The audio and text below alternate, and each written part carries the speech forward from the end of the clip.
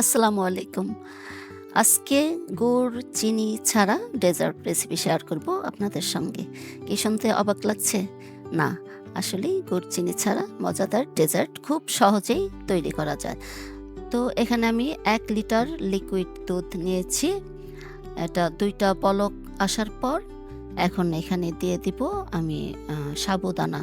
সাবুদানা আমি half measurement কাপের, half কাপের একটু কম। আমি কিন্তু এখানে ভিজিয়ে রাখিনি। আ শুধু ২-৩ বার পানি দিয়ে ধুয়ে বাটিতে তুলে নিয়েছি। তো ওইভাবে ধোয়ার পরেই কিন্তু একটু ফুলে উঠেছে।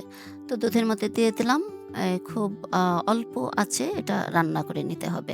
এখন দিয়ে দেব ১ চিমটি পরিমাণ লবণ। তো দুধটা আর সাবুদানার মিশ্রণটা যখন এরকম ঘন হবে, তখন দিয়ে দেব এখানে হাফ কাপ মা পানির মধ্যে আমি আ ৫-৬ টেবিল চামচ গুঁড়া দুধ গুলে তারপর এখানে এখন দিয়ে দিচ্ছি।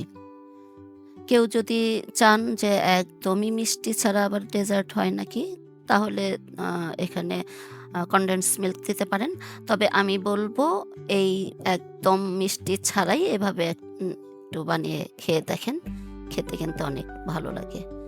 আচ্ছা, তারপর হচ্ছে অনবরত কিন্তু এরকম নেড়ে আ এটা রান্না করে নিতে হবে। তো এরকমভাবে যখন এই পর্যায়ে চলে আসবে, তখন আ চুলা অফ করে নামায়া রাখতে হবে। কারণ এরপরে কিন্তু একদমই ঠান্ডা হয়ে থকথকে হয়ে যাবে। তো ঠান্ডা হোক আর আমি এই ফাঁকে এই ফলগুলো রেডি করি। এখানে বেশ কিছু নিয়েছি খেজুর আর বড় সাইজের একটা কলা আর ৩ টা আম সবগুলো এভাবে কিউব করে কেটে নিয়েছি। তো এই যে বাটিতে ওই দুধ আর সাবুদানার মিশ্রণটা তুলে নিয়েছি। দেখেন কতটা থকথকে হয়ে ঘন হয়ে গেছে। তো সমস্যার কিছু নেই। ফলগুলো দেওয়ার পর কিন্তু আবারও এটা একটু লিকুইড হবে, পানি ছাড়বে ফল থেকে। তো এইভাবেও কিন্তু খেতে অনেক ভালো লাগে। আর শুধু সাবুদানার দুধের মিশ্রণটা শুধু খেতেও কিন্তু অনেক ভালো লাগে। তো এখন দিয়ে দিলাম খেজুর, তারপর কলা, এরপর আম। চাইলে খেজুরটা দিয়েও একটু আলাদাভাবে মিশিয়ে নেওয়া যায়। তো আমি সব একবারেই দিয়ে ভালো করে মিশিয়ে নেব।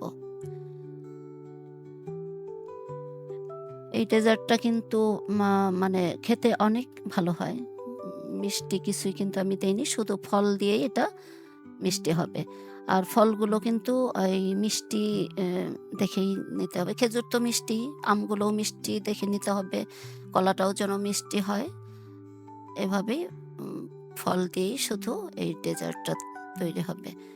তো এই যে এরকম করে আমি খুব ভালো করে চামচ দিয়ে মিশিয়ে নিচ্ছি। একটু আলতোভাবেই করতে হবে যেন আমগুলো আবার আ গলে ভর্তা হয়ে না যায়। তো এই যে দেখেন পানিটা কিন্তু উঠেছে মানে আগের চাইতে অনেকটাই লিকুইড হয়েছে। আচ্ছা এই ডেজার্ট কিন্তু রেডি। তবে আমি এখানে একটু দিব অ আনারের দানা। এখানে একটা আনারের হাফ নিয়েছি। দানাগুলো এটা কিন্তু অপশনাল না দিলেও হবে। আমি শুধু কালারফুল হওয়ার জন্য দিয়ে দিলাম। তো অর্ধেকটা দিয়ে এভাবে মিশিয়ে নিব। আর কিছু রেখে দিলাম সেটা উপরে ছিটিয়ে দিব দেখার সৌন্দর্যের জন্য। আনারে কিন্তু স্বাদ বাড়াবেও না, কমাবেও না, দেখতে সুন্দর লাগবে। তো এই তো মজাদার গুড় চিনি ছাড়া ডেজার্ট। খুব সহজেই আর অল্প উপকরণেই কিন্তু হয়ে যায়। তো সবাই ভালো থাকবেন। আর হচ্ছে আমার চ্যানেলটা যারা এখনো সাবস্ক্রাইব করেননি, সাবস্ক্রাইব করবেন। খুব তাড়াতাড়ি আবারও আসবো নতুন কোনো ভিডিও নিয়ে।